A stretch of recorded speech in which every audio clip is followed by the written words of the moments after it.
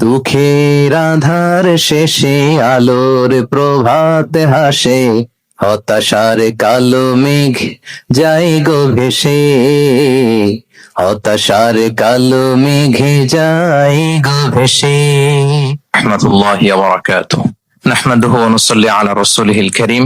আম্মা বা'দু ফাআউযু বিল্লাহি মিনাশ শাইতানির রাজীম। বিসমিল্লাহির রহমানির রহিম। ইউরিদুনা লিইউতফিউ নূরাল্লাহি বিআফওয়াহিহিম والله متم نوره ولو كره الكافرون هو الذي أرسل رسوله بالهدى ودين الحق ليظهره على الدين كله ولو كره المشركون صدق الله العظيم رب اشرح لي صدري ويسر لي أمري واحلل عقدة من لساني يفقه قولي কোরিয়ান মুসলিম ফেডারেশনের আয়োজনে সং ওরি মসজিদ কমিটি দক্ষিণ কোরিয়ার ব্যবস্থাপনায় নামিয়াংজু স্পোর্টস এন্ড কালচারাল সেন্টারে অনুষ্ঠিত আজকের এই তৃতীয় বার্ষিক ইসলামিক কনফারেন্স 2025 এ যারা আপনারা উপস্থিত হয়েছেন, আপনাদের সবাইকে জানাচ্ছি আন্তরিক শুভেচ্ছা এবং মোবারকবাদ। আহলান ওয়া সাহলান ওয়া মারহাবান বিকুম ফি হাযা লিকা আত-তাইয়িব আল মুবারাক আস-সাখিন। আশা করছি আপনারা সবাই ভালো আছেন, সুস্থ আছেন, নিরাপদে আছেন। দোয়া করছি আল্লাহ তাআলা আপনাদের সবাইকে ভালো রাখুন, সুস্থ রাখুন, নিরাপদে রাখুন। শুরুতে আমরা আল্লাহ রাব্বুল ইজ্জা ওয়াল জালালের দরবারে লাখো কোটি শুকর এবং সুজুদ নিবেদন করছি যে আল্লাহ তাআলা আমাদেরকে একটি বছর পরে আবারও তৃতীয়বারের মতো দক্ষিণ কোরিয়ায় আয়োজিত এই ইসলামিক কনফারেন্সে একত্রিত হওয়ার সুযোগ করে দিয়েছেন। আমরা সবাই পড়ছি কালিমাতু শুকর আলহামদুলিল্লাহ।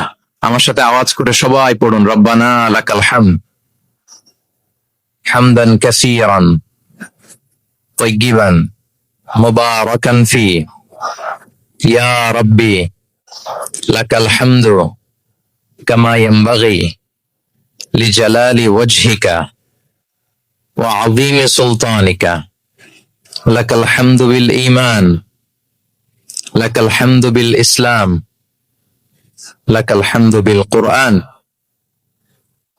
আল্লাহ রাব্বুল ইজ্জা ওয়াল জালালের দরবারে শুকরিয়া জ্ঞাপনের পরপরই আমি আজকের এই চমৎকার বিকেলে এই চমৎকার প্রোগ্রামের যারা অর্গানাইজিং কমিটি আছেন তাদেরকে অন্তরের অন্তঃস্থল থেকে শুভেচ্ছা, ধন্যবাদ এবং মোবারকবাদ দিতে চাই, যারা দীর্ঘদিন অনেক কষ্ট করে অনেক পরিশ্রম করে আজকের এই চমৎকার ইনডোর একটি স্টেডিয়ামে চমৎকার এই প্রোগ্রামের আয়োজন করেছেন। আল্লাহ তাআলা তাদের প্রচেষ্টাকে কবুল আর মঞ্জুর করুক। আমরা সবাই পড়ছি আমিন।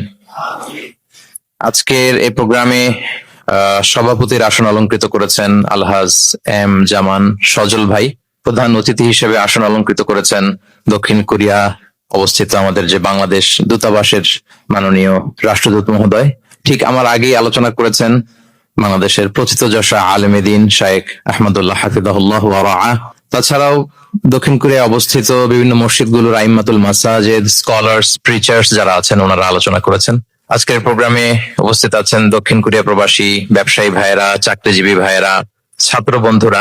ইনডোর স্টেডিয়ামের একেবারে পেছনে পর্দা টাঙানো দেখা যাচ্ছে, আমাদের বোনেরা সেখানে আছেন, আমাদের কচিকাঁচা সোনামণিরা আছে, মিডিয়া কর্মী, সাংবাদিক বন্ধুরা, ভলান্টিয়ার্স। আমি সবাইকে আবারও শুভেচ্ছা এবং মোবারকবাদ জানিয়ে শুরু করছি।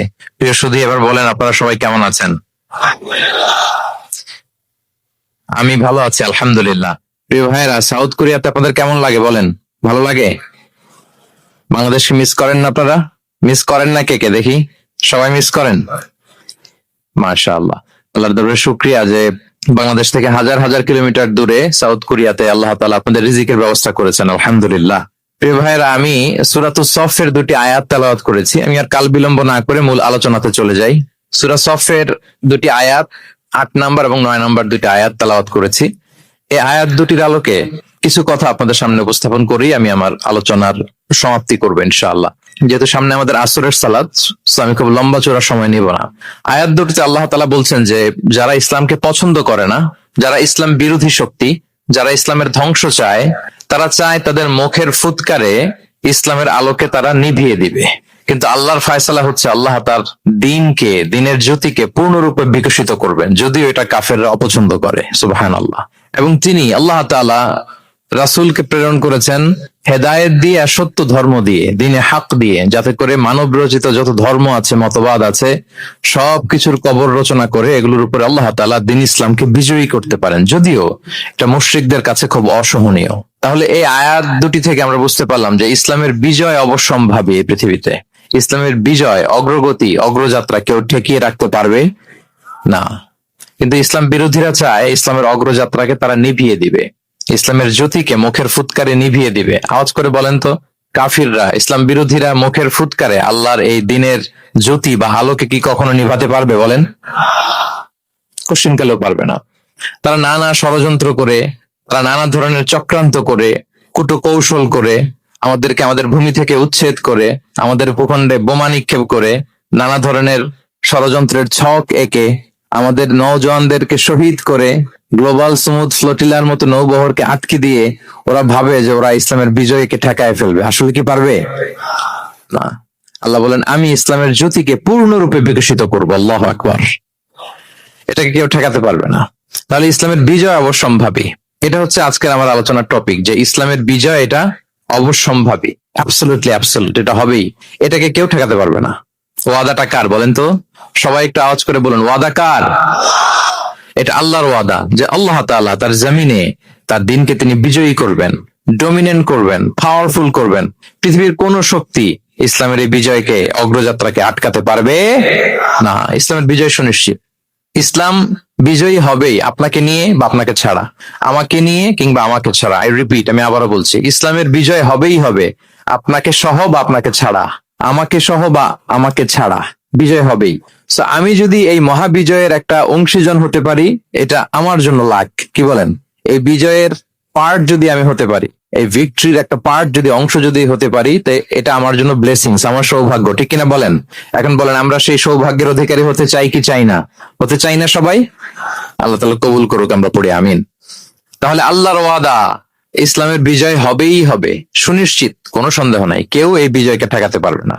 ইসলামের বিজয় হবে আমাকে নিয়ে বা আমাকে ছাড়া, আপনাকে নিয়ে বা আপনাকে ছাড়া, বিজয় হবেই। তবে আমরা যদি লেগে থাকতে পারি, এটা আমাদের জন্য সৌভাগ্যের।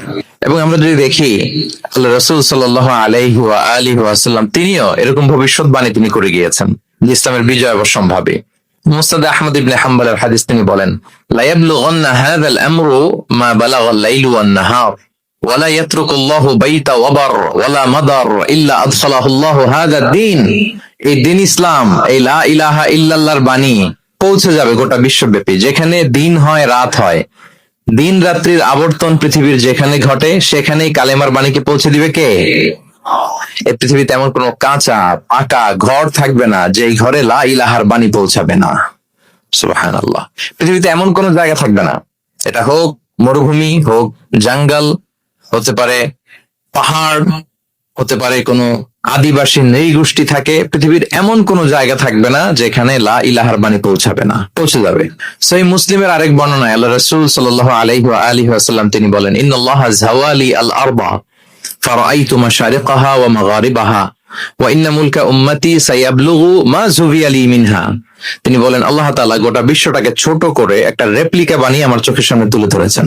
আমি পৃথিবীর প্রাচ্য পাশ্চাত্য সবটুকুন দেখেছি, আর আমি যদ্দূর দেখেছি ঠিক তদ্দূর কালেমার বাণী পৌঁছে যাবে। সুবহানাল্লাহ পড়বেন না? তার মানে গোটা বিশ্বব্যাপী ইসলামের সুমহান বাণীকে পৌঁছে দিবে কে? আল্লাহ পৌঁছে দিবেন। আল্লাহর ওয়াদা, আর নবী আলাইহিস সালামের ভবিষ্যৎবাণী। তো ইসলামের এই বিজয়ের অংশী যেন আমরা হতে পারি, আল্লাহ আমাদেরকে তৌফিক দান করুক। আপনি যদি বর্তমান পৃথিবীর দিকে তাকান, তাহলে দেখবেন যে ইসলামের বিরুদ্ধে এত ষড়যন্ত্র, এত কনস্পাইরেসি, এত অত্যাচার, অপারেশন, এত কিছুর পরেও ইসলাম হচ্ছে world's fastest growing religion right now. পৃথিবীর সবচাইতে গ্রোয়িং রিলিজিয়ন হচ্ছে ইসলাম, সবচাইতে। আপনি দেখেন, জরিপ চালিয়ে একটু খোঁজ খবর নিয়ে দেখেন, সারা ওয়ার্ল্ডে দ্য ফাস্টেস্ট গ্রোয়িং রিলিজিয়ন হচ্ছে ইসলাম। সবচাইতে বাড়ন্ত, যেই ধর্মের ভেতরে মানুষ বানের পানির মতো প্রবেশ করছে, সেই ধর্মটার নাম কি? ইসলাম। মানুষ প্রবেশ করছে বানের পানির মতো। আপনি পশ্চিমা বিশ্বে দেখেন, প্রতি জুমাবারে অনেক অমুসলিম, নন মুসলিম, ইহুদি, খ্রিস্টান, এইথিস্ট, সংশয়বাদী, অ্যান্টাগনিস্ট, তারা এসে শাহাদা বাণী পড়ে মুসলমান হয়ে যাচ্ছে প্রতি জুমাবার। নারী পুরুষ নির্বিশেষে, আস্তিক নাস্তিক নির্বিশেষে প্রতি জুমাবারে তারা এসে শাহাদা পড়ে মুসলমান হয়ে যাচ্ছে। এটা তো মসজিদের খবর। রাস্তাঘাটেও আমাদের পশ্চিমা বিশ্বের দায়ীরা রাস্তার মধ্যেও দাওয়াতি কাজ করে, আলহামদুলিল্লাহ। এটাকে স্ট্রিট দাওয়া বলে। এই যে এরকম টেবিল নিয়ে বসে, কোরআনের ট্রান্সলেশন নিয়ে, কিছু ইসলামের সহজ সরল বই নিয়ে তারা নন মুসলিমদের সাথে ইসলাম নিয়ে কথা বলে। আর ওরা খুব ফ্রেন্ডলি মানুষের সাথে মেশে কথা বলে, ফলে ইজিলি তাদেরকে অ্যাপ্রোচ করা যায়। তো তাদেরকে অনেকে জিজ্ঞেস করে যে তোমার ধর্ম কি, তোমার বাবার ধর্ম কি, what do you think about life after death, মৃত্যুর পরের জীবন নিয়ে তোমার ভাবনা কি, তোমার দাদা কোথায় গেল, তোমার বাবা কোথায়, তো চলে গেছে, তুমিও কোথায় যাবা। এইভাবে যখন জিজ্ঞেস করে নন মুসলিমদেরকে, তাদেরকে যখন ভাবাতে ভাবাতে ভাবাতে ভাবাতে ইসলামের বাণীগুলো যখন তাদের সামনে পেশ করে, তারা যখন কনভিন্সড হয়, অনেক ক্রিশ্চিয়ান, অনেক জুইশ, অনেক নন মুসলিম ওই রাস্তার ওই দাওয়া কাজের মধ্যে, স্ট্রিট দাওয়াতে ওইখানেই ঘোষণা দেয় আশহাদু আল্লা ইলাহা ইল্লাল্লাহ ওয়া আশহাদু আন্না মুহাম্মাদান আবদুহু ওয়া রাসূলুহু। রাস্তায় আধা ঘন্টা দাওয়া কাজের মধ্যেই ওরা কনভিন্সড হয়ে মুসলমান হয়ে যায়। ওয়ার্ল্ডস ফাস্টেস্ট গ্রোয়িং রিলিজিয়ন, গোটা বিশ্বব্যাপী এভাবে ইসলামকে আল্লাহ তাআলা ছড়িয়ে দিচ্ছেন, গোটা বিশ্বব্যাপী ছড়ায় যাচ্ছে। কেউ এর অগ্রগতিকে থামায় রাখতে পারবে না, অসম্ভব। তখন কোশ্চেন হচ্ছে, এত এত ধর্ম থাকতে, এত এত ডক্ট্রিন থাকতে, মতভেদ থাকতে ইসলামের গ্রোথ এত বেশি কেন? ওটা বিশ্বতে দেখি মুসলমানরা মার খায়, ফিলিস্তিনে মার খাচ্ছে, আরাকানে মার খাচ্ছে, কাশ্মীরে মার খাচ্ছে, সব জায়গায় আমরা অপ্রেসড। তারপরেও মানুষের এত অ্যাট্রাকশন কেন ইসলামের প্রতি? ইসলাম থেকে তো মানুষ ভয়ে ভাগার কথা ছিল। ইসলামোফোব যেভাবে তারা ডিজাইন করেছে ওয়ার্ল্ড ওয়াইড, ইসলামের ব্যাপারে একটা ভীতি যেভাবে আন্তর্জাতিক ভাবে ছড়িয়ে দেওয়া হয়েছে, এখন তো ইসলাম থেকে দূরে যাওয়ার কথা ছিল, কি বলেন? কিন্তু তার বিপরীতে বানের পানির মতো মানুষ ইসলাম ধর্মে ঢুকছে, লা ইলাহা পড়ে তারা সৌভাগ্যবান হচ্ছে। এর কারণটাকে আজকে আমরা এই কারণটা উদ্ধার করবার চেষ্টা করবো, যে কেন হওয়ার কথা ছিল ইসলামের কথা শুনলে মানুষ ভয় পাবে না, সে নন মুসলিমরাই ইসলামের সুশীতল সুমহান বাণীর নিচে আশ্রয় নিচ্ছে। এর কারণটা কি? এই কারণগুলো আজকে আমরা বলবো। যে সমস্ত কারণে ইসলামের এই জয় জয়কার, যে সমস্ত কারণে অমুসলিমরা ইসলামের প্রতি অ্যাট্রাক্টেড হচ্ছে, যে সমস্ত কারণে মানুষ অন্য ধর্ম ছেড়ে মুসলিম হওয়ার জন্য পাগল পাড়া, এই কারণগুলো আজকে আমরা একটু অ্যানালাইসিস করব। এর মধ্যে এক নম্বর কারণ হচ্ছে, আমার সুপ্রিয় দক্ষিণ কোরিয়া প্রবাসী ভাইয়েরা, এক নম্বর কারণ হচ্ছে ইসলাম বা ইসলামী যে মতবাদ, এটা হচ্ছে ভেরি ন্যাচারাল। আমাদের ধর্মটা হচ্ছে ভেরি ন্যাচারাল রিলিজন। এটা খুবই স্বভাবজাত, খুবই স্বভাবজাত, রুচিসম্মত আর কি, পরিবেশ সম্মত, স্বাস্থ্যসম্মত, রুচিসম্মত, স্বভাবজাত। এটা মানতে, শুনতে, বুঝতে খুব সহজ, এটা আমাদের জীবনের সাথে খুব যায়। আরবিতে এটাকে বলে দিনুল ফিতরা। কি বলে? দিনুল ফিতরা, মানে এটা ফিতরাতের ধর্ম। এই ধর্মের উপরই মানুষকে আল্লাহ তাআলা তৈরি করেছেন। এটা যখন সুন্দরভাবে কারোর সামনে প্রেজেন্ট করা হয়, এটা তার কাছে এলিয়েন মনে হয় না, বরং বেশ আপন মনে হয়। এর কারণ হচ্ছে রুহের জগতে আমরা এরকম একটা কনফারেন্সে জয়েন করেছিলাম। সাইয়েদনা আদম আলাইহিস সালামের পৃষ্ঠদেশ থেকে যারা আমরা বনি আদম হয়ে পৃথিবীতে আসবো, তাদের রুহগুলোকে একত্রিত করে আল্লাহ এরকম একটা কনফারেন্সে কভেনেন্ট করেছিলেন, চুক্তি। তিনি আমাদের জিজ্ঞেস করেছিলেন যে আলাস্তু রাব্বিকুম, আমি কি তোমাদের রব নই? আমরা তখন স্বীকারোক্তি দিয়ে এসেছিলাম, আমরা বলেছিলাম ক্বালু বালা শাহিদিনা, হ্যাঁ আপনি আমাদের রব। তার মানে রুহের জগতেই আমরা আমাদের রবকে চিনে এসেছি, ইসলামকে চিনে এসেছি রুহের জগতেই। ফলে দুনিয়াতে যখন কেউ সুন্দর করে কোন অমুসলিমের সামনে ইসলামকে পেশ করে, প্রেজেন্ট করে, তার কাছে ইসলামকে বড্ড চেনা চেনা লাগে, ইসলামকে বড্ড আপন আপন লাগে। কারণ ইসলাম তার কাছে নতুন না, সে তো অনেক আগে ইসলামের সাথে পরিচিত হয়ে এসেছে।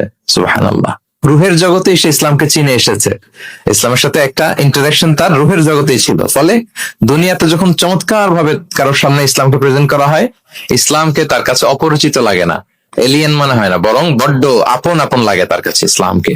ফলে সহজে সে ইসলামকে গ্রহণ করতে পারে। তাহলে এটাকে বলা হয় ফিতরাত।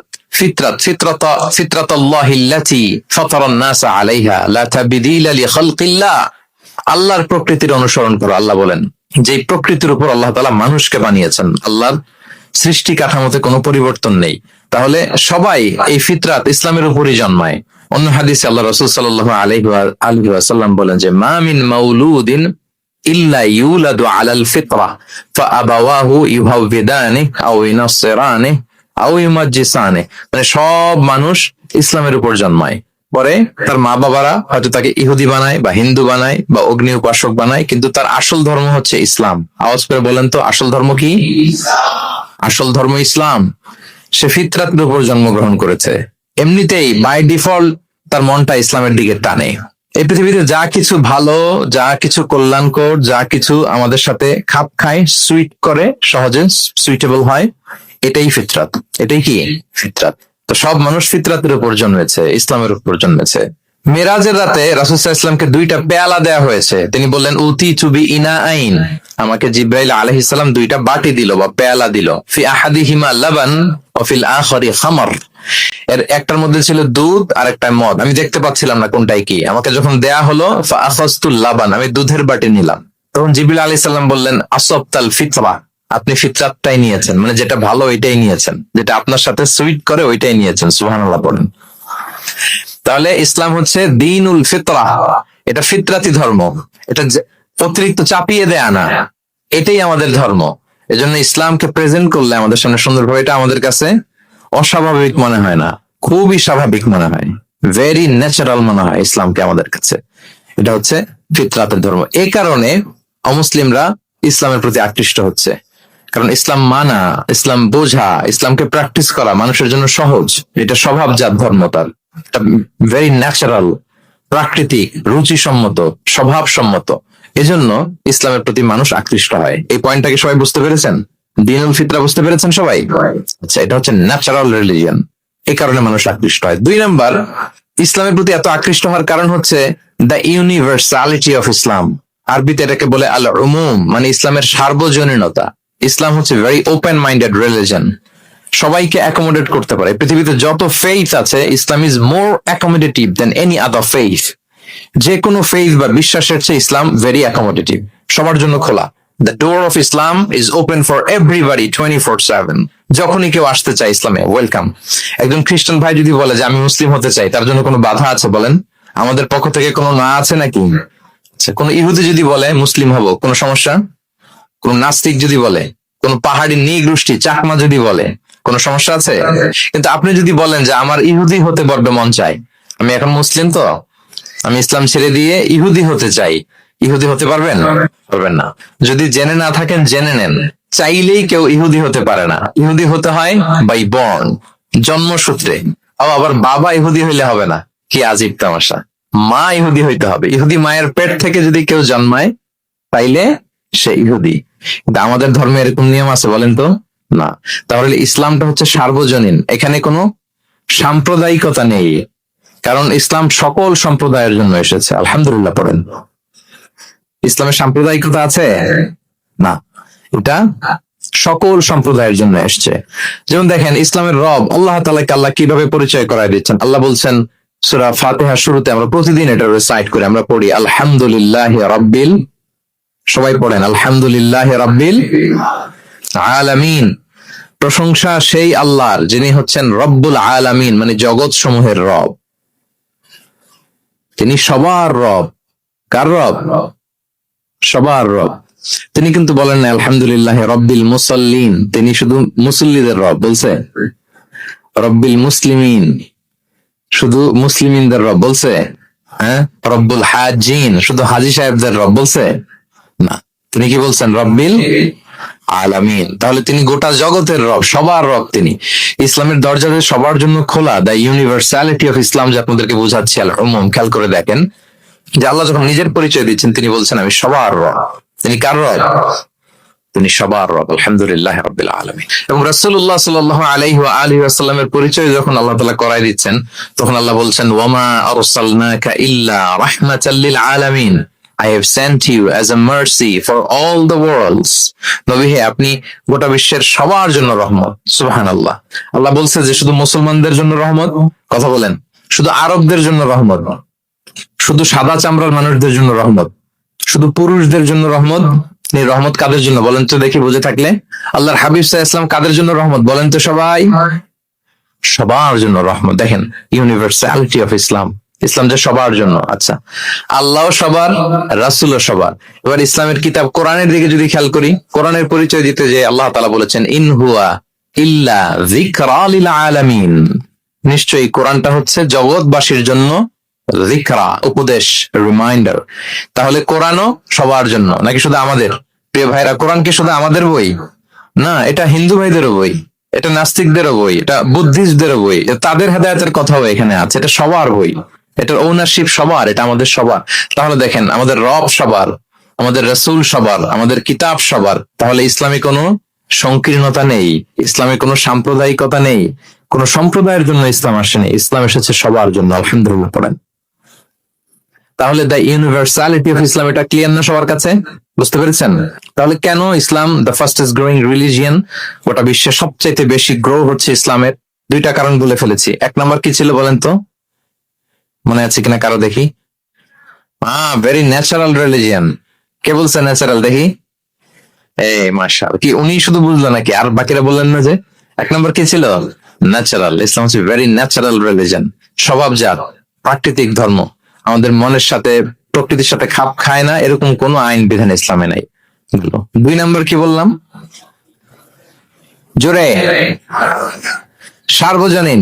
সার্বজনীন ধর্ম, সবার। এটা কোন নির্দিষ্ট গোষ্ঠী, কোন সম্প্রদায়ের জন্য ইসলাম আসেনি। আচ্ছা, তিন নাম্বার হচ্ছে ফ্লেক্সিবিলিটি। ইসলাম অনেক ফ্লেক্সিবল একটা রিলিজিয়ন। আরবিতে এটাকে বলে আত-তাইসির, মানে ইসলামের কাঠিন্যতা নেই, ইসলামের বিধানগুলো সহজ। বলেন, ইসলামের বিধান মানতে আপনাদের কঠিন লাগে? আল্লাহ বলেন ইউরিদুল্লাহু বিকুমুল ইউসরা ওয়ালা ইউরিদু বিকুমুল উসর। আল্লাহ তোমাদের জন্য সহজ চান, কঠিন চান না। আল্লাহ কি চায়? সবাই বলুন। আল্লাহ সহজ চায়, আল্লাহ কঠিন চায় না। আমরা অনেক সময় কঠিন করে দিনকে উপস্থাপন করি, জটিল করে দিনকে উপস্থাপন করি। ওমা জাআলা আলাইকুম ফিদ-দীনি মিন হারাজ। আল্লাহ তাআলা দিনে কোনো জটিলতা রাখেননি, কিন্তু আমরা খুব কঠিন করে উপস্থাপন করি। আল্লাহ বারবার বলেছেন সহজ সহজ সহজ, লা ইউকাল্লিফুল্লাহু নাফসান ইল্লা ওয়াসআহা। আল্লাহ সাধ্যের বাইরে কাউকে কিছু চাপিয়ে দেন না। আমাদের যুদ্ধ সাধ্যে গোলায় ঠিক তদ্দুরই আল্লাহ চাপিয়ে দেন। সুবহানাল্লাহ। ইসলাম কত সহজ, কতটা সহজ আমি আপনাদেরকে বুঝিয়ে বলছি, আপনারা একটু মনোযোগ দিয়ে শুনুন। একটা ছোট্ট হাদিস আপনাদের সাথে শেয়ার করি। ইসলাম কতটা সহজ আপনারা শুনলে বুঝতে পারবেন। এক সাহাবী আল্লাহ রাসূল সাল্লাল্লাহু আলাইহি ওয়া আলিহি ওয়াসাল্লামের কাছে এসে তিনি বললেন, ইয়া রাসূলুল্লাহ হালাকতু ইয়া রাসূলুল্লাহ, হে রাসূল আমি তো শেষ। আমি তো, শুনতেছেন, মনোযোগ আছে? আমি তো শেষ। রাসূল সাল্লাল্লাহু আলাইহি ওয়াসাল্লাম বললেন, ওমা আহলাকা, কি হয়েছে তোমার? তো সে বলে, ওয়াকাআতু আলা ইমরাআতি ফি রমাদান, আমি তো রমজান মাসে দিনের বেলায় আমার স্ত্রীর সাথে মেলামেশা করে ফেলছি, একেবারে ফাইনাল মেলামেশা, আমার সিমেন আউট হয়ে গেছে বডি থেকে। এজন্য সে অস্থির হয়ে রাসূল সাল্লাল্লাহু আলাইহি ওয়াসাল্লামের কাছে এসে, ইয়া রাসূল আমি তো শেষ, আমার বাঁচান, আমার বাঁচান। কি হয়েছে? বলে, দিনের বেলায় রমজানে স্ত্রীর সাথে মেলামেশা, ইন্টিমেসি নিষেধ, আমি তো ইন্টিমেসিতে চলে গেছি, আমার কি হবে, আমার বাঁচান। তো আপনারা জানেন যে ইচ্ছাকৃত যদি কেউ রোজা ভাঙে, আমি আপনাদেরকে বোঝাচ্ছি হচ্ছে ফ্লেক্সিবিলিটি। ইসলাম যে কতটা ফ্লেক্সিবল এটা আগে মাথায় রাখেন, যে what is the essence of flexibility in Islam. কতটা ফ্লেক্সিবল ইসলামের নিয়ম কানুন আর তাইসির। ইচ্ছা করে যদি কেউ রোজা ভাঙে, তার বিধান হচ্ছে তার কাজাও করতে হবে, কাফারাও দিতে হবে। কাজা মানে একটা রোজার জন্য আরেকটা রোজা, আর কাফারা হচ্ছে হয় তাকে একটা দাস আজাদ করতে হবে, অথবা তাকে 60টা রোজা রাখতে হবে টানা, অথবা 60 জন মিসকিনকে খাওয়াতে হবে। তো সে যখন এসে বললো, ইয়া রাসূলুল্লাহ আমাকে বাঁচান, কি করবো আমি? রাসূল সাল্লাল্লাহু আলাইহি ওয়াসাল্লাম বলেন, আচ্ছা ঠিক আছে, তুমি এই কাজ করে ফেলছো, তোমার তো পেনাল্টি হয়েছে। তো পেনাল্টি কি? তো বলে যে, রাসূল সাল্লাল্লাহু আলাইহি ওয়াসাল্লাম বলেন যে তুমি একটা দাস আজাদ করে দাও। বলে, ইয়া রাসূলুল্লাহ এই সক্ষমতা আমার নাই, আমি দাস আজাদ করবো কোত্থেকে? আচ্ছা, এটা পারবা না। তো তাহলে টানা 60টা রোজা রাখো কাফারা হিসেবে, টানা 60 দিন রোজা রাখতে হবে। রমজান চলে যাওয়ার পরে 60 দিন রোজা, এটা রাখো। বলে, ইয়া রাসূলুল্লাহ এটাও পারবো না, আমি টানা 60 দিন রোজা আমি রাখতে পারবো না। আচ্ছা, এটাও যদি না পারো, তাহলে তুমি 60 জন মিসকিনকে খাবার খাইয়ে দাও। এবার সে বলে, ইয়া রাসূলুল্লাহ খাবারও খাওয়াতে পারবো না আমি, এই সামর্থ্য নাই। কি বিপদ! দাস আজাদ এটাও পারবা না, টানা 60টা রোজা এটাও পারবা না, 60 জন মিসকিনকে খাবার দিবা তাও পারবা না। তো কি আর করা, বসো, এক পাশে বসো। বসে আছেন, উনি অন্যান্য কাজ সারতেছেন। হঠাৎ এক ঝুড়ি খেজুর রাসূল সাল্লাল্লাহু আলাইহি ওয়াসাল্লামের কাছে আসলো, এক ঝুড়ি সাদাকার খেজুর। আসার পর রাসূল সাল্লাল্লাহু আলাইহি ওয়াসাল্লাম বললেন, ওই লোকটা কই যে এই কাজ করে ফেলছে? তাকে নিয়ে আসা হলো। রাসূল সাল্লাল্লাহু আলাইহি ওয়াসাল্লাম বললেন, যাও, দাসও আজাদ করতে পারবা না, 60টা রোজাও রাখতে পারবা না, 60 জন মিসকিনকে খাবারও দিতে পারবো না, তাহলে এক ঝুড়ি খেজুর আমার দরবারে আসছে, চ্যারিটির সাদাকার খেজুর, যাও এগুলো গরিবদের মাঝে বিতরণ করে দাও, তাসাদ্দাক বিহা ফিল মাদিনা, মদিনায় বিতরণ করে দাও। এবার সে বলে, আলা আফকারা মিন্না ইয়া রাসূলুল্লাহ, ইয়া রাসূলুল্লাহ আমার চেয়ে গরিব কাউকে দিতে হবে? রাসূল সাল্লাল্লাহু আলাইহি ওয়াসাল্লাম বললেন, হ্যাঁ গরিব কাউকে দিবা। বলতেছে, এই পুরো মদিনাতে আমার চেয়ে গরিব আর কেউ নাই। কি বিপদ! তোমার চেয়ে গরিব আর কেউ নাই? বলতেছে, আমি সবচেয়ে মদিনায় গরিব। বলছে, তাহলে কি আর করবা, যাও তুমিই খাও, নিয়ে যাও বাসায়, তুমি আর তোমার ফ্যামিলির সবাই মিলে এটা খাও। চিন্তা করেন, আসছিল পেনাল্টি দিতে, নিয়ে গেল এক ঝুড়ি, কথা বোঝা নাই, নিয়ে গেল এক ঝুড়ি খেজুর। দেখেন what is the flexibility of Islam. ইসলাম কতটা ফ্লেক্সিবল, মানুষের সুবিধা অসুবিধাকে ইসলাম কতটা গুরুত্ব দেয়। আমরা ইসলামকে বোঝানোর ক্ষেত্রে, এক্সপ্লেইন করার ক্ষেত্রে এগুলো মাথায় রাখি না। তাহলে ইসলামের এই যে ফ্লেক্সিবিলিটি যখন কোনো নন মুসলিম দেখে, এই হাদিস যদি কোনো নন মুসলিম পড়ে, আপনি বলেন সে কি আর অন্য ধর্মে থাকতে পারবে? যে একটা ধর্ম এত ফ্লেক্সিবল হয় কি করে, এত ফ্লেক্সিবল? এভাবে আপনি যদি দেখেন যে রাসূল সাল্লাল্লাহু আলাইহি ওয়াসাল্লাম খুব সহজ করে দ্বীন ইসলামকে উপস্থাপন করেছেন। কাউকে যখন তিনি কোনো দায়িত্ব দিয়ে কোথাও পাঠাতেন, তখন তিনি একটা বিখ্যাত কথা বলে দিতেন। সবসময় বলতেন যে বাশশিরু ওয়ালা তুনাফিরু, ইয়াসসিরু ওয়ালা তুআসসিরু। তোমরা মানুষকে সুসংবাদ দাও দ্বীনের ব্যাপারে, মানুষকে ভয় দেখিও না, দিন থেকে ভাগিও না। ইয়াসসিরু, তোমরা দিনকে সহজ করে প্রেজেন্ট করো, ইসলামকে জটিল করে মানুষের সামনে কখনো প্রেজেন্ট করো না। ফ্লেক্সিবিলিটি। আল্লাহ রাসূল সাল্লাল্লাহু আলাইহি ওয়া আলিহি ওয়াসাল্লাম তিনি একবার মসজিদে নববীতে বসা, এক বেদুইন আসলেন। বেদুইন, নোমাডিক গাই, বেদুইন, যার মধ্যে সভ্যতার ছোঁয়া লাগেনি। তো সে মসজিদে ঢুকেই উঠে চড়ে আসলেন, উঁটটাকে মসজিদের পিলারের মধ্যে বেঁধে রাসূল সাল্লাল্লাহু আলাইহি ওয়াসাল্লামকে সালামও দিচ্ছে না। কি দিচ্ছে না? সালামও দিচ্ছে না, কথাও বলতেছে না। মসজিদে ঢুকে পিলারের মধ্যে উটটাকে বেঁধে 2 রাকাত নামাজ পড়া শুরু করছে। 2 রাকাত নামাজের পরে দোয়া করতেছে। কি দোয়া জানেন? দোয়ায় বলতেছে আল্লাহুম্মা আরহামনি ওয়া মুহাম্মাদা ওয়া লা তারহাম মা'ানা আহাদা। মানে আল্লাহ তুমি শুধু আমাকে রহম করো আর মুহাম্মদ সাল্লাল্লাহু আলাইহি ওয়াসাল্লামকে রহম করো, আমাদের দুইজনের সাথে আর কাউরে তুমি রহম করো না। বেদুইন হলে যা হয়, তার যে এটিকেটস অফ দোয়া, দোয়ার যে আদব, অন্যের জন্য দোয়া করলে যে নিজের লাভ, এটা ভুলে গেছে। আপনারা এটা জানেন তো যে অন্যের জন্য দোয়া করলে লাভ? জানেন? আপনি যদি এক ভাইয়ের জন্য দোয়া করেন যে আল্লাহ সে অসুস্থ, তুমি তাকে সুস্থ করে দাও, ফেরেশতারা বলতে থাকে আল্লাহ যিনি এই দোয়াটা করলেন তার কোনো অসুস্থতা থাকলে আগে তুমি তাকে সুস্থ করে দাও। ধরেন যে আপনার এক ভাই দারিদ্রের কষাঘাতে জর্জরিত, টাকা পয়সা না, আপনি দোয়া করলেন যে আল্লাহ আমার ভাইটা আর্থিক সমস্যায় আছে, তার আর্থিক সমস্যা দূর করে দাও। ফেরেশতারা দোয়া করে আল্লাহ যিনি দোয়া করলো তার যদি আর্থিক সমস্যা থাকে তুমি আগে তার আর্থিক সমস্যা দূর করে দাও। সুবহানাল্লাহ, সুবহানাল্লাহ বিহামদি। তো এক লোক এই হাদিসের ফজিলত শুনে ইফতারির পূর্ব মুহূর্তে, যেহেতু দোয়া কবুল হয়, তার ওয়াইফ ইফতারি তৈরি করতেছে, এই হাদিসের ফজিলত শুনে এক লোক তার বন্ধুর জন্য দোয়া করতেছে যে আল্লাহ আমার বন্ধুটার তো এখনো বিয়ে হয় নাই, তুমি সুন্দরী রূপবতী একটা স্ত্রীর ব্যবস্থা করে দাও আল্লাহ আমার বন্ধুর। এই দোয়া শুনে তার স্ত্রী তো রেগে মেগে আগুন, সেই ইফতারি রেখে দিয়ে এসে বলে এই এত বড় সাহস, কি দোয়া করো এসব উল্টা পাল্টা। স্বামী বলে কি দোয়া উল্টা পাল্টা, কি দোয়া করলাম? আমি তোমার বন্ধুর জন্য দোয়া করছি যে আল্লাহ তারে তুমি রূপবতী সুন্দরী স্ত্রীর ব্যবস্থা করে দাও। তো ওয়াইফ বলে এই তুমি কি মনে করছো আমি হাদিসটা জানি না যে অন্যের জন্য ভালো কোনো দোয়া করলে আগে এটা নিজের জন্য কবুল হয়? সুবহানাল্লাহ। দেখেন ইসলামের বিধান কত সুন্দর। আপনি অন্যের কল্যাণ কামনা করলে এটা এই কল্যাণ ফিরে আপনার দিকে আসে আগে। সুবহানাল্লাহ। তো ওই বেদুইনের এটা জানা ছিল না, সে এসে দোয়া করতেছে আল্লাহুম্মা আরহামনি ওয়া মুহাম্মাদা ওয়া লা তারহাম মা'ানা আহাদা। আল্লাহ তুমি শুধু আমারে রহম করো আর মুহাম্মদ সাল্লাল্লাহু আলাইহি ওয়াসাল্লামকে রহম করো, আমাদের দুজনের সাথে আর কাউরে রহম করো না। রাসূল ইসলাম তাকে বলেন হায় রে, একটা প্রশস্ত বিষয়কে সে সংকীর্ণ করে ফেললো। আফসোস করে বলতেছে, কারণ আল্লাহর দরবারে রহমের কি কোনো ঘাটতি আছে বলেন তো? আল্লাহর দরবারে রহমতের কোনো কমতি আছে? নাই।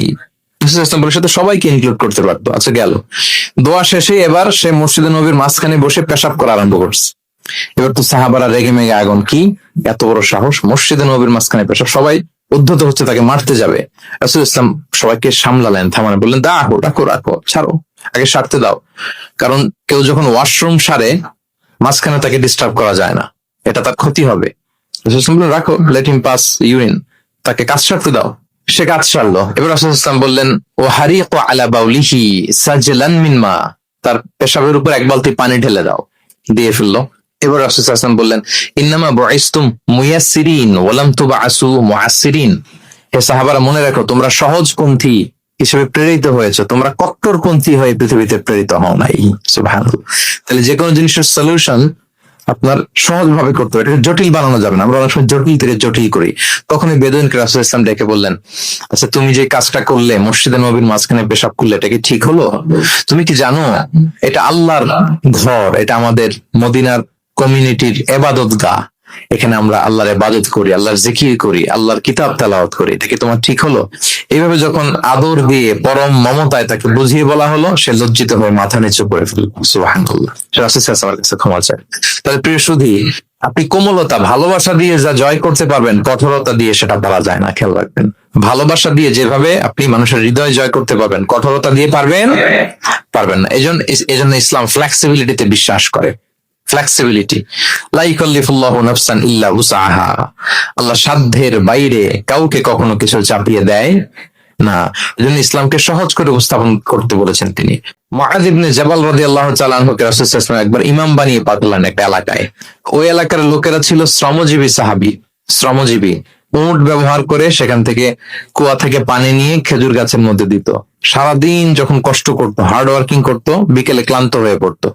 তো উনি মাগরিবের নামাজে সূরা বাকারা দিয়ে একবার তেলাওয়াত শুরু করলেন। সূরা বাকারা কোরআনের সবচাইতে ছোট সূরা নাকি সবচাইতে বড়? তো উনি যখন বাকারা দিয়ে নামাজ শুরু করলেন, এক শ্রমজীবী সাহাবী এসে আর কন্টিনিউ করতে পারছেন না, এত লম্বা কেরাত কিভাবে পারবেন, তো ক্লান্ত শ্রান্ত পরিশ্রান্ত।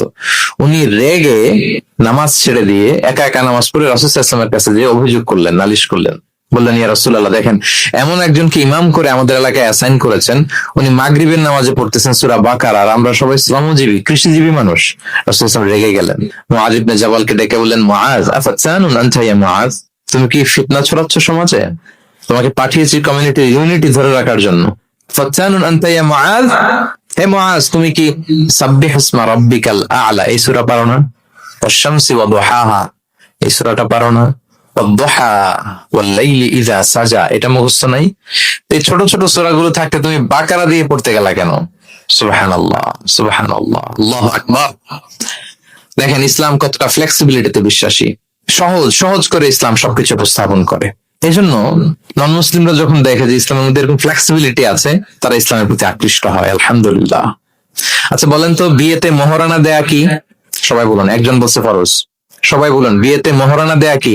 ওয়া আতুন নিসা সাদাকাতিহিন্না নিহলা, সানন্দ চিত্তে স্বামীদেরকে আল্লাহ বলছেন, তোমরা তোমাদের মহরানা ডৌরি দিয়ে দাও, দিতেই হবে। অনেকে এটা দেয় না, ঠিক না, দিয়ে দিতে হবে। তো দেয়া ফরজ। মহরানা দেওয়ার মতো অর্থ এক সাহাবীর নাই। এক সাহাবী বলেন, ইয়া রাসূলুল্লাহ, বিয়ে করব, মহরানা আছে? নাই। তো না থাকলে কি বিয়ে করবা কি করে? এখন যাকে পছন্দ করছে ওই নারীকে জিজ্ঞেস করতেছে, তুমি কি কোরআন পারো? মেয়ে বলে, না, আমি তো কোরআন পারি না। তো যিনি যে সাহাবী বিয়ে করবেন ওনাকে বলেন, তুমি কোরআন পারো? হ্যাঁ, আমি তো অনেকগুলো সূরা পারি। তখন রাসূল সাল্লাল্লাহু আলাইহি ওয়াসাল্লাম ওই কন্যাকে, মেয়েকে ডেকে বললো যে, তুমি তো সূরা পারো না, তোমার বাবু হাজবেন্ড অনেকগুলো কোরআনের সূরা পড়ে, তো তোমাকে তোমার স্বামী প্রতিদিন কিছু না কিছু সূরা মুখস্থ করাই দিবে, এটাই হয়ে যাবে তোমার বিয়ের মোহর। তাহলে বলেন তো সহজ না কঠিন? ওযু করে নামাজ পড়া কি? সবাই বলুন ফরজ। কিন্তু ধরেন ওযুর পানি নেই, তখন তায়াম্মুম করে পড়লেও কবুল করবে কে? আল কিয়াম ফিস সালাহ, দাঁড়িয়ে নামাজ পড়া কি? ফরজ। দাঁড়াতে পারছেন না, বসে বসে পড়লে কবুল করবে কে? বসতেও পারেন না, শুয়ে পড়লেও কবুল করবে কে? তাহলে বলেন তো ইসলামের বিধান কি কঠিন না সহজ? ফ্লেক্সিবিলিটি আর তাইসির। ইসলামের এই ফিচারটার কারণে, এই বৈশিষ্ট্যের কারণে অমুসলিমরা ইসলামের প্রতি আকৃষ্ট হয়, যে ইসলামের বিধানগুলো এত ফ্লেক্সিবল। এটা হচ্ছে মূল বিধান, না হলে এটা, না হলে অপশন, না হলে এই অপশন। মানে সমাজের সাথে খাপ খাইয়ে নেওয়ার মতো, সহজে মানুষ এটাকে এক্সিকিউট করার মতো সব বিধান আল্লাহ তাআলা রেখে দিয়েছেন। সুবহানাল্লাহ। তাহলে এই বিষয়গুলোর কারণে মুসলিমরা ইসলামের প্রতি আকৃষ্ট হয়। দ্য ফাস্টেস্ট গ্রোয়িং রিলিজিয়ন, মূল যে টপিক, মনে আছে তো আপনাদের? তাহলে 3টা কারণ অলরেডি বলে ফেলেছি, আরো 2টা বলবো, বলে শেষ করে দেব। এর মধ্যে প্রথমটা কি ছিল? ইসলাম ধর্মটা কেমন? ন্যাচারাল, ভেরি ন্যাচারাল রিলিজিয়ন, দীনুল ফিতরা। 2 নম্বরে সার্বজনীন, দ্য ইউনিভার্সালিটি অফ ইসলাম, আল উমুম, এটা সবার জন্য এই ধর্মটা। 3 নম্বরে কি বললাম? ফ্লেক্সিবিলিটি। ইসলাম খুব ফ্লেক্সিবল, এটা সহজে মানা যায়, সহজে এটাকে পালন করা যায়, এজন্য অমুসলিমরা আকৃষ্ট হয়।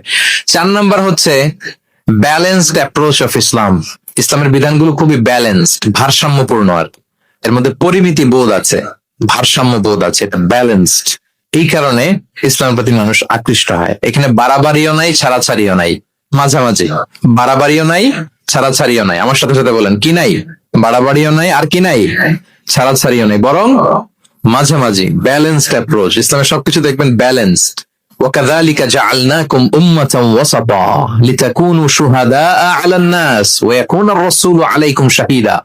অনুরূপ ভাবে আমি তোমাদেরকে ব্যালেন্স জাতি বা মধ্যমপন্থী জাতি হিসেবে তোমাদেরকে পৃথিবীতে প্রেরণ করেছি, যাতে করে তোমরা অন্য জাতির উপর সাক্ষী হতে পারো, আর নবী হতে পারেন তোমাদের উপর সাক্ষী।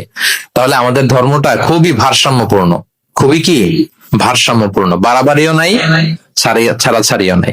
দেখেন বিশ্বাসীদের বৈশিষ্ট্যের কথা বলতে যে আল্লাহ তাআলা বলছেন, ওয়াল্লাযীনা ইযা আনফাকু লাম ইউসরিফু ওয়া লাম ইয়াকতুরু ওয়া কানা বাইনা যালিকা কাওয়ামা। বিশ্বাসীরা যখন দান করে, দানের ক্ষেত্রে তারা কৃপণতাও করে না, আবার অপচয়ও করে না, বরং মাঝামাঝি দান করে। বরং কি মাঝামাঝি দান। রাসূলুল্লাহ সাল্লাল্লাহু আলাইহি ওয়াসাল্লামের একটা অভ্যেস ছিল, তার কাছে কেউ কিছু চাইলে উনি না বলতে পারতেন না। কি বলতে পারতেন না? সবাই বলুন। রাসূলুল্লাহ সাল্লাল্লাহু আলাইহি ওয়াসাল্লাম কি বলতে পারতেন না? না। কেউ কিছু চাইবে আর উনি না বলবেন, এই না ওনার ডিকশনারিতে নাই। না বলতে জানতেন না। তো একবার রাসূল সাল্লাল্লাহু আলাইহি ইসলামের মাত্র একটা মাত্র জামা, কয়টা জামা? এক ফরিয়া দিয়ে এসে রাসূল সাল্লাল্লাহু আলাইহি ইসলামকে বললেন, ইয়া রাসূলুল্লাহ, আমাকে একটা জামা দিন, আমি বস্ত্রহীন। তো রহমতের নবী কি আর করবেন, যেহেতু না বলতে জানেন না, কাউকে ফিরিয়ে দিতে জানেন না, নিজের জামাটাই খুলে দিয়ে দিলেন। সুবহানাল্লাহ। এখন ওনার গায়ে তো জামা নাই, আছে? উনি জামাহীন অবস্থায় ঘরে বসে আছেন। আল্লাহ তাআলা আয়াত নাযিল করলেন, ওয়াল্লাযীনা ইযা আনফাকু লাম ইউসরিফু ওয়া লাম ইয়াকতুরু ওয়া কানা বাইনা যালিকা কাওয়ামা। বিশ্বাসীরা যখন দান করে তারা কৃপণতাও করে না, আবার বাড়াবাড়িও করে না, মাঝামাঝি থাকে, মধ্যম পন্থা। মানে বুঝাতে চাইলেন, আল্লাহ তাআলা এই কথা দিয়ে বুঝাতে চাইলেন, নবী হে, জামা যদি দুটো থাকতো তাহলে না হয় একটা দিতেন, দুটো যদি থাকতো একটা দিতেন। এখন ছিল কয়টা? এটাই যখন দিয়ে দিয়েছেন, এখন আপনি পড়বেন কি? সুবহানাল্লাহ বিহামদি। ভারসাম্য শিখালেন আল্লাহ। তাহলে ইসলাম হচ্ছে ভারসাম্যের ধর্ম, ব্যালেন্সড রিলিজিয়ান, বাড়াবাড়িও নাই, ছাড়াছাড়িও নাই। সাহাবাদের মনের মধ্যে একবার কৌতূহল জাগলো যে রাসূল সাল্লাল্লাহু আলাইহি ওয়াসাল্লাম রাত্রিবেলা কি আমল করে, দিনের বেলা কি আমল করে, ওনার ব্যক্তিগত আমলগুলো কেমন, একটু দেখে আসি। তো ওনার খোঁজ লাগালেন। খোঁজ লাগিয়ে যা পেলেন তাদের খুব একটা মনোভূত হলো না। ওনারা ভাবলেন যে রাসূল সাল্লাল্লাহু আলাইহি ওয়াসাল্লাম হয়তো আরো বেশি আমল করেন, কিন্তু ওনাদের কাছে মনে হলো যে কিছুটা বোধহয় কমই হয়ে যাচ্ছে। তো একজন বললো, আরে রাসূল সাল্লাল্লাহু আলাইহি ওয়াসাল্লামের তো আগের পরের সব গুনাহ মাফ, গফিরা লাহু মা তাকদ্দামা মিন যামবিহি ওয়া মা তাআখার। ওনার তো কোনো গুনাহই নাই, এই আমল ওনার জন্য ঠিক আছে, আমাদের জন্য ঠিক না, আমাদের আরো বাড়াই করতে হবে। তো কি করা যায়? এই চিন্তা থেকে এরা একজন বলে যে তাইলে একটা কাজ করি, আমি আর এখন থেকে রাতে ঘুমাবো না, সারা রাত তাহাজ্জুদ করবো। সারা রাত কি করবো? আচ্ছা। আরেকজন বলে তাহলে আমি কালকে থেকে যে নফল রোজা রাখা শুরু করবো, জীবনেও মরার আগের দিন পর্যন্ত আর রোজা ভাঙবো না, খালি রোজা চলতেই থাকবে। দুইজন তো দুইটা নিয়ে নিছে। আরেকজন কি করবে?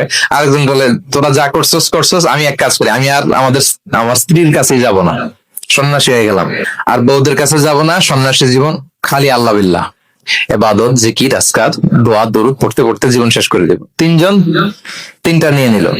এই কথা যখন রাসূলুল্লাহ সাল্লাল্লাহু আলাইহি ওয়া আলিহি ওয়াসাল্লাম তিনি শুনলেন, তিনি অপছন্দ করলেন। তিনি বললেন, মা বালু আকওয়ামিন ইয়াকুলুনা কাযা ওয়া কাযা। তোমাদের কি হলো?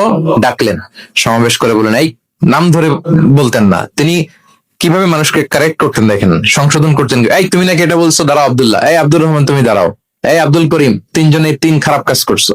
এইভাবে সংশোধন করতেন না, কারণ নাম ধরে দাঁড় করালে তারা তো অন্যদের সামনে অপদস্থ হবে। কি বলেন, ঠিক কিনা? নাম না ধরে তাদের কাজ নিয়ে বললেন যে মা বালু আকওয়ামিন ইয়াফআলুনা কাযা ওয়া কাযা, মা বালু আকওয়ামিন ইয়াকুলুনা কাযা ওয়া কাযা। আচ্ছা, তোমাদের মধ্যে কয়েকজন নাকি এই কাজের ঘোষণা দিছো, তোমাদের মধ্যে কয়েকজন। তাহলে যেই তিনজন দিছে এরা তো বুঝে ফেলছে যেগুলো আমাদের কি বলতেছে, ঠিক কিনা বলেন? আর বাকিরাও সতর্ক হয়ে গেল।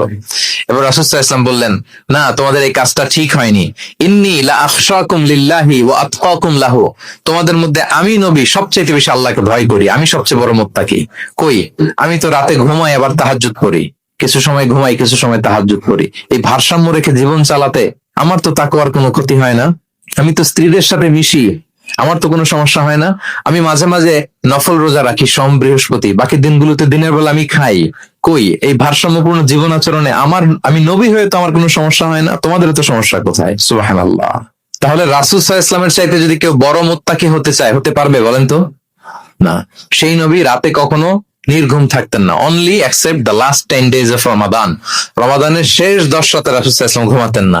সারা বছরের রুটিন হচ্ছে এশার পরেই ঘুম দিয়ে এরপর রাসূল সাল্লাল্লাহু আলাইহি ওয়াসাল্লাম শেষ রাতে তাহাজ্জুদ পড়তেন। মানে ঘুমোতেন আবার নামাজ পড়তেন, ব্যালেন্সড। ইবাদত করতেন, স্ত্রীদের সাথেও মিশতেন, মাঝে মাঝে রোজা রাখতেন, আবার মাঝে মাঝে না রেখে খাবার খেতেন দিনের বেলা। সুবহানাল্লাহ। তাহলে এটাকে বলে the balanced approach of Islam. আরবিতে বলে আল ওয়াসাতিয়াতু ওয়াল ই'তিদাল, মানে মধ্যমপন্থী থাকা, ভারসাম্যপূর্ণ থাকা। ইসলামের অনন্য একটা বৈশিষ্ট্য হচ্ছে এই আল ওয়াসাতিয়া, মানে দ্য ব্যালেন্সড অ্যাপ্রোচ, ভারসাম্যপূর্ণ জীবন বিধান। এগুলো যখন অমুসলিমরা দেখে তারা অবাক হয়ে যায়। সম্মানিত সুধী, আপনারা যদি ঈসা আলাইহিস সালামের ব্যাপারে আমাদের আকীদা দেখেন, বিশ্বাস, তাহলে আরো ক্লিয়ার হবেন যে আমরা অন্য ধর্মের চেয়ে কিভাবে ভারসাম্যপূর্ণ। খেয়াল করে শুনুন, খুব মজার ঘটনা, মজার ব্যাপার। ঈসা আলাইহিস সালামের ব্যাপারে আমাদের যে বিশ্বাস বা আকীদা, এটার দিকে খেয়াল করলে বুঝবেন যে আমরা কেমন করে ব্যালেন্সড। আচ্ছা, আপনারা কি কেউ জানেন খ্রিস্টানরা ঈসা আলাইহিস সালামের ব্যাপারে কি বলে? কেউ জানেন? জানলে বলুন। আল্লাহর, নাউযুবিল্লাহি মিন যালিক, ওনারা ঈসা আলাইহিস সালামকে বলে আল্লাহর ছেলে, the son of god. Jesus Christ is the son of god, আল্লাহর ছেলে, নাউযুবিল্লাহ। তাহলে দেখেন ওনার সম্মান বাড়াইতে বাড়াইতে কোথায় নিছে? খোদার চেয়ারে নিয়ে বসেছে। তাই না? ঈসা আলাইহিসসালামকে খ্রিস্টানরা কোথায় বসাইছে? আল্লাহর চেয়ারে, আল্লাহর সন্তান বানায় ফেলছে, নাউজুবিল্লাহ। তাহলে বাড়াবাড়ি করলো, কি করলো? ঈসা আলাইহিসসালামের ব্যাপারে খ্রিস্টানরা কি করলো? বাড়াবাড়ি। আচ্ছা, আপনারা কি জানেন ইহুদিরা ঈসা আলাইহিসসালামের ব্যাপারে কি বলে? কেউ জানেন? তারা ঈসা আলাইহিসসালামকে ওয়ালাদু জিনা বলে, বাস্টার্ড বলে, নাউজুবিল্লাহ। কি বলে? জিনার সন্তান, মানে জারদ সন্তান বলে আল্লাহর এই নবীকে ইহুদিরা। তাহলে ওনাকে অপমান করতে করতে ছাড়াছাড়ি, যেটা নামাতে নামাতে কত নিচে নামাইছে দেখছেন? তাহলে এক ধর্ম ওনারে উঠাতে উঠাতে আল্লাহর চেয়ারে, আর এক ধর্ম ওনারে নামাতে নামাতে জমিনের নিচে। আমরা কি বলি ঈসা আলাইহিসসালামের ব্যাপারে? দেখেন, আমরা বলি ঈসা আলাইহিসসালাম হচ্ছে আব্দুল্লাহি ওয়া রাসূলুহু, তিনি আল্লাহর বান্দা এবং আল্লাহর রাসূল। আল্লাহর বান্দা বলার মধ্য দিয়ে আমরা খ্রিস্টানকে রিফিউট করি, খ্রিস্টান কমিউনিটিকে, তোমরা যে আল্লাহর চেয়ারে নিয়ে বসো সেটা ভুল, ওইখানে না, আরো নিচে নামাইতে হবে। উনি আল্লাহর বান্দা, রসুল, সম্মানিত রসুল বলে আমরা ইহুদিদেরকে রিফিউট করি। তাদের জবাব দেই যে না, তোমরা একজন নবীকে যে অপমান করে বলেছো উনি বাস্টার্ড না, উনি রসুলহু, আল্লাহর প্রেরিত রসুল, এই বলে ওনার সম্মানকে আমরা উপরে উঠাই। তাহলে একদল নিছিল ওইদিকে, ওইখান থেকে নিচে নামায় নিয়ে আসি, একদল মাটির নিচে ঢুকাই দিছে, ওইখান থেকে উপরে উঠাই নিয়ে আসি। তাহলে আমরা মাঝামাঝি থাকি। সুবহানাল্লাহ পড়বেন না? ঈসা আলাইহিস সালামের ব্যাপারে আমাদের আকীদা হচ্ছে মানহাজুল ওয়াসাতিয়্যাতি ওয়াল ই'তিদাল, আমরা মাঝামাঝি থাকি। আচ্ছা, আমাদের যে বোনদের পিরিয়ড হয় প্রতি মাসে, মেনস্ট্রুয়েশনাল পিরিয়ড হয়, খ্রিস্টানরা কি করে জানেন? কোনো বাজ বিচার নাই, পিরিয়ড আর নন পিরিয়ডের কোনো বাজ বিচার নাই, সারা মাস তারা তাদের স্ত্রীদের সাথে ইন্টিমেসিতে যায়। আচ্ছা, মানে বাড়াবাড়ি করলো, ছাড়াছাড়ি করলো। আর ইহুদিরা কি করে জানেন? ইহুদিরা বোনদের যখন পিরিয়ড হয় স্ত্রীদের, তখন স্ত্রীদের সাথে কোনো কথাবার্তা, স্পর্শ কিছুই করে না, এদেরকে ঘর থেকে বের করে দেয়। তাদের আলাদা একটা ঘর থাকে, যে 5 দিন 7 দিন বোনদের পিরিয়ড হয়, ওই বাসায় থাকো, ওই রুমে, পিরিয়ড ভালো হয়ে যাবে, এরপর আমার এখানে আসবো। দেখেন, একদল করছে বাড়াবাড়ি, আরেক দল ছাড়াছাড়ি। কিন্তু ইসলামের কত সুমহান বিধান, কত সুমহান বিধান! পিরিয়ড চলাকালীন সব করা যাবে, কিন্তু ফাইনাল ইন্টিমেসি ছাড়া, আরবিতে যেটাকে বলে আল জিমা, এটা ছাড়া। তাহলে দেখেন, এই যে ঈসা আলাইহিস সালাম এবং এই যে বোনদের পিরিয়ডের যে বিধান, এক্ষেত্রে আমাদের ভারসাম্যপূর্ণ বিধান ফুটে ওঠে, যেটাকে বলে ব্যালেন্সড অ্যাপ্রোচ অফ ইসলাম, ইসলামের ভারসাম্যপূর্ণ বিধান। তো ইসলামের এই ব্যালেন্সড অ্যাপ্রোচ যখন অমুসলিমরা দেখে, তারা ইসলামের প্রতি আকৃষ্ট হয়ে যায়। আলহামদুলিল্লাহ। তাহলে কয়টা বললাম? 1 নম্বরে ন্যাচারাল রিলিজিয়ন, 2 নম্বরে দ্য ইউনিভার্সালিটি অফ ইসলাম, সার্বজনীন, 3 নম্বরে ফ্লেক্সিবিলিটি, তাইসির, সহজ ইসলামের বিধান, 4 নম্বরে ব্যালেন্সড অ্যাপ্রোচ, ভারসাম্যপূর্ণ, বাড়াবাড়িও নাই, ছাড়াছাড়িও নাই, 5 নম্বরে সর্বশেষ আল ইনসানিয়া, এটাকে বলে রিলিজিয়ন অফ হিউম্যানিটি, ইসলাম মানবতার ধর্ম।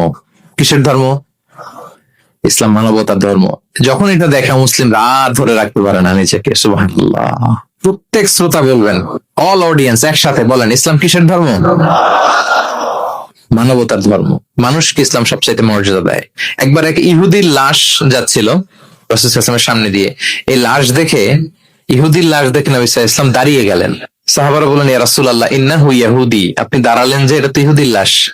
রাসূল সাল্লাল্লাহু আলাইহি ওয়াসাল্লাম বললেন, আওয়ালাইসাত নাফসান, এটা কি মানুষ না? সুবহানাল্লাহ পড়বেন না? আওয়ালাইসাত নাফসান, হোক না ইহুদি, হোক না খ্রিস্টান, হোক না মাজুসি, অগ্নি উপাসক, সে তো মানুষ। তাকে মানুষ হিসেবে কনসিডার করে তাকে সম্মান দিতে যে আমি দাঁড়িয়েছি। সুবহানাল্লাহ বিহামদি। তাহলে মানবতাকে ইসলাম গুরুত্ব দেয়, মানুষকে ইসলাম কি করে? গুরুত্ব দেয়। আল্লাহ বলেন, ওয়ালাকাদ কাররামনা বানি আদম, I have dignified the status, the sons of Adam, আমি বনি আদমের স্ট্যাটাসকে বাড়িয়েছি, মর্যাদাকে বাড়িয়েছি। মানুষ মাত্রই তার সম্মান আছে না নেই? দেখেন, আল্লাহ আমাদেরকে এত সম্মানিত করেছেন, ঈমান আনার ব্যাপারে আমাদেরকে কোনো জোর জবরদস্তি করেন নাই, স্বাধীনতা দিয়েছেন। আমরা ফ্রি টু অ্যাকসেপ্ট ইসলাম। ফামান শাআ ফালিউমিন ওয়া মান শাআ ফালিয়াকফুর, যে চাইবে ঈমান আনবে, না চাইলে সে কুফরি করবে। তবে জেনে দেখো, ঈমান আনলে ফলাফল জান্নাত, কুফরি করলে পরিণাম জাহান্নাম। কিন্তু জোর করবো না আমি, লা ইকরাহা ফিদ্দীন, দ্বীনে জবরদস্তি নাই, বাড়াবাড়ি নাই, নো কম্পালশন ইন ইসলাম। কাউকে ফোর্স করে আপনি জোর করে ইসলামে আনলে হবে না। তাহলে এটা মানবতার ধর্ম, মানবতাকে ইসলাম সবচাইতে বেশি গুরুত্ব দেয়।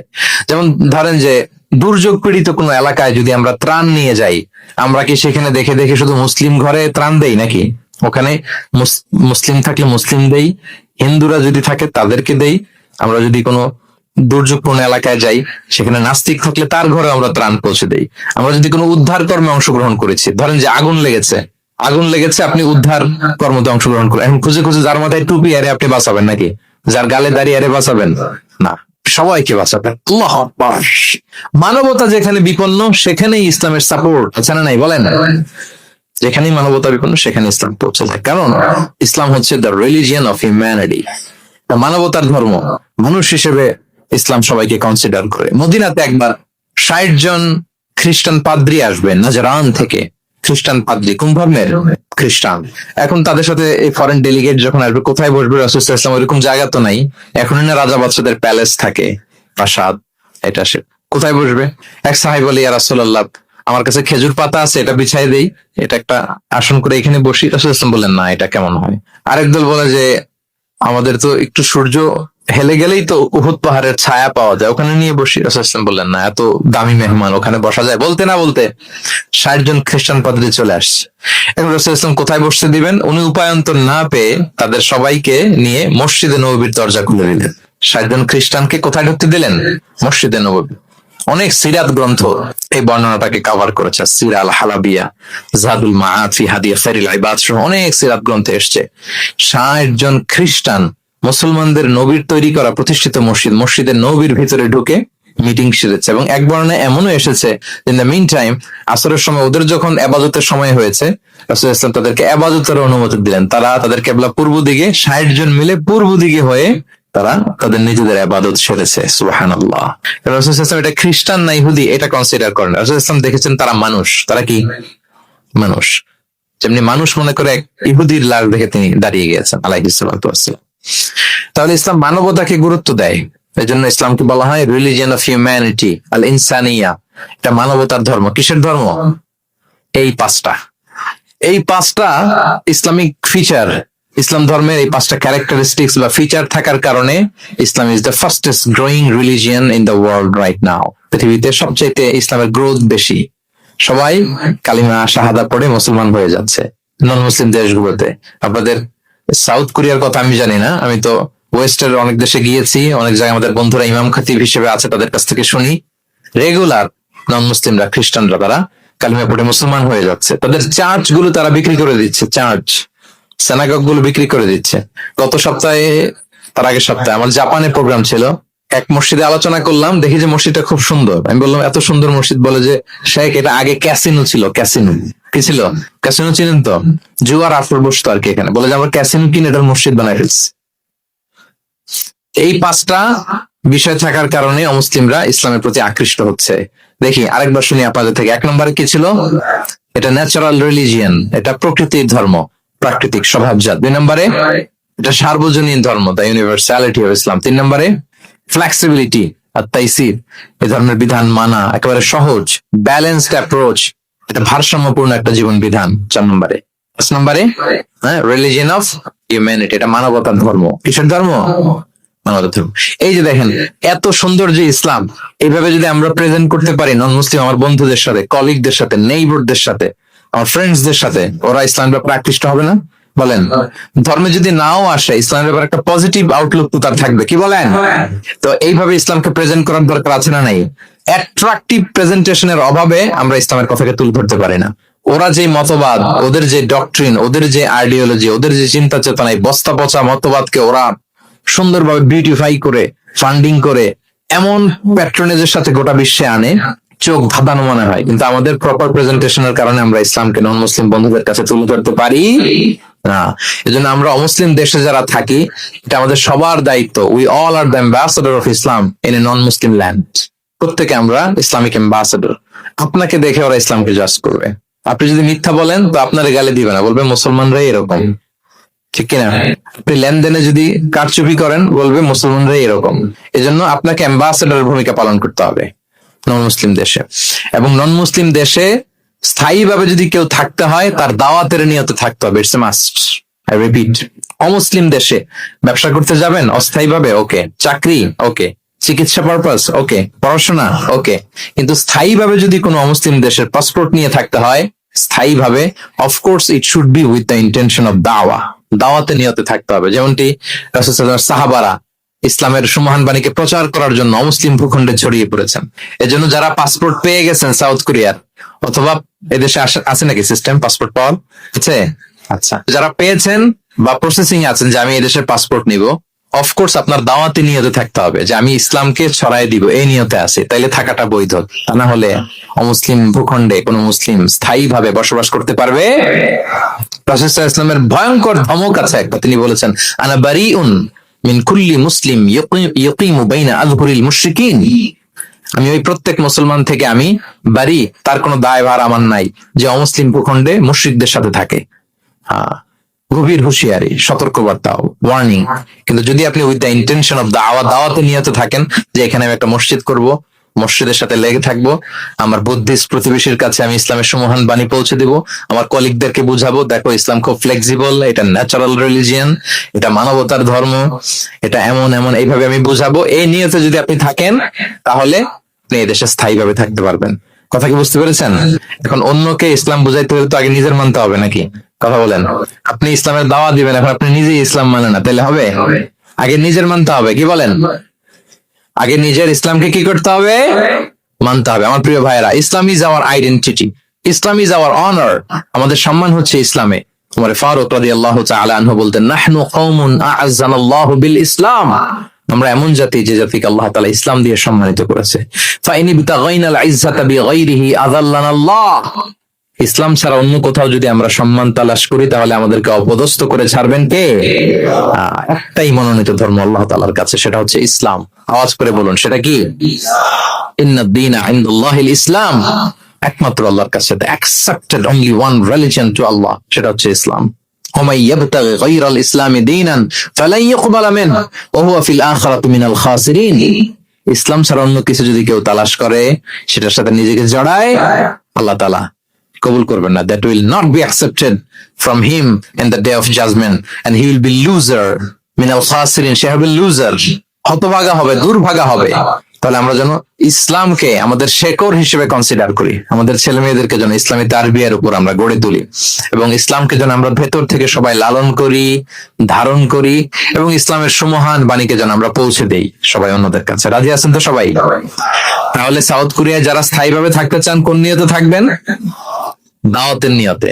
We all should be a living দাঈ, আমরা লিভিং দাঈ হয়ে থাকবো। আমাদেরকে দেখলে আমার চলনে বলনে কথনে আমার ডিলিংস দেখেই যেন এই এত ভালো মানুষ, এটাই তো সুন্দর, এটাই তো ইসলাম। আম্মাজান আয়েশাকে জিজ্ঞেস করা হলো যে আম্মাজান কাইফা কানা খুলুক রাসূলিল্লাহ, নবী সাল্লাল্লাহু আলাইহি ওয়াসাল্লামের ক্যারেক্টার কেমন ছিল? তিনি বলতেন যে عندما রাসূল সাল্লাল্লাহু আলাইহি ওয়াসাল্লাম يمشي على الارض كأن القرآن يمشي عليه, যখন রাসূল সাল্লাল্লাহু আলাইহি ওয়াসাল্লাম রাস্তা দিয়ে হেঁটে যেতেন as if a living Quran is walking on the street, মনে হতো একটা জীবন্ত কোরআন রাস্তা দিয়ে হেঁটে যাচ্ছে। তা আপনাকে দেখলেও যেন মানুষ মনে করে এটা একটা জীবন্ত ইসলাম, আপনার চলা ফেরায় আচরণে কাজে লেনদেনে মনে করে যেন সেই ইসলামের একটা আইকন। কি এইভাবে থাকা যাবে তো ইনশাআল্লাহ? ইসলামকে আমাদের জীবনে, পরিবারের, সমাজে আমরা পরিপূর্ণভাবে মানতে রাজি আছি তো? ছেলে মেয়েদেরকে ইসলামের উপর অটুট রাখতে সবাই রাজি আছি? আল্লাহ তাআলা আমাদের সবাইকে কথাগুলো বোঝা আর আমল করার তৌফিক দান করুক। ইসলামের এই বিজয়ে যেন আমরাও শামিল হতে পারি। কোন অমুসলিমের, নন মুসলিমের, ষড়যন্ত্রকারীদের রক্তচক্ষু ইসলামের অগ্রযাত্রাকে ঠেকায় রাখতে পারবে না। আল্লাহ তার দিনের জ্যোতিকে পূর্ণরূপে বিকশিত করবেন এবং দিনের বিজয়ের মহা সমারোহে আমরা যেন অংশীদার হতে পারি। আল্লাহ তাআলা আমাদের সবাইকে কথাগুলো বোঝার ও আমল করার তৌফিক দান করুক। হাযা মা ইনদি ওয়াল ইলমু ইনদাল্লাহি আলাইহি তাওয়াক্কালতু ওয়া ইলাইহি উনীব।